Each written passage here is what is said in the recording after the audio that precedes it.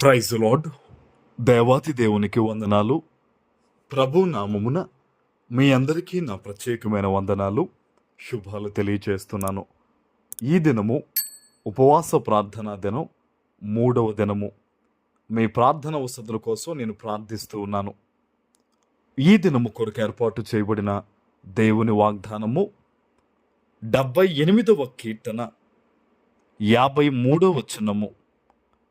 వారు భయపడకుండా ఆయన వారిని సురక్షితముగా నడిపించెను, వారి శత్రువులను సముద్రములో ముంచివేసెను. దేవుని నామానికి మహిమ కలుగునుగాక.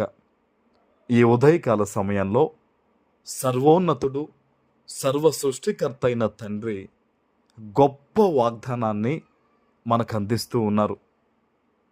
ఆనాడు ఏ విధంగా అయితే తన ప్రజలను దేవుడు నడిపించాడో, ఈరోజు నీ జీవితమును బట్టి దేవుడు అదే వాగ్దానంగా ఇస్తూ ఉన్నారు. వారు భయపడకుండా ఆయన వారిని ఎలా నడిపించారంటండి? సురక్షితముగా నడిపించారంట. అరణ్యంలో పగలు కానీ రాత్రి కానీ అన్ని విధాలుగా దేవుడు తోడుగా ఉంటూ వారికి ముందుగా నడుస్తూ వారిని నడిపించాడు దేవుడు. ఈరోజు నీ జీవిత ప్రయాణములో కూడా అన్నింటా కూడా సురక్షితముగా నీ ఉంటావనేది దేవుడు నిన్ను బలపరుస్తూ ఇస్తున్న వాగ్దానం. ఆమేన్. నువ్వు దేవుని సన్నిధిలో యథార్థంగా ప్రవర్తిస్తే చాలు, నీతి కలిగి జీవిస్తే చాలు, నీ ఉద్యోగములోను వ్యాపారములోను ఏ ఇతర కేసులు కానీ ఇబ్బందులు కానీ సమస్యలున్నా సరే నీ పక్షాన దేవుడు నిలబడతాడు. నీ ఒప్పుకోలు ద్వారా, నీ పశ్చాత్తాపం ద్వారా, నీ నిందారహిత జీవితం ద్వారా తప్పకుండా దేవుడు నీకు మేలు చేస్తారు. హల్లెలూయా. వారి శత్రువులను సముద్రములో ముంచివేసెను. ఏ ఫరో గురించి అయితే ఇశ్రాయేలీయులు భయపడ్డారో వారిని శాశ్వతంగా తొలగించి దేవుడు ఇశ్రాయేలీయులకు గొప్ప సమాధానం ఇచ్చారు.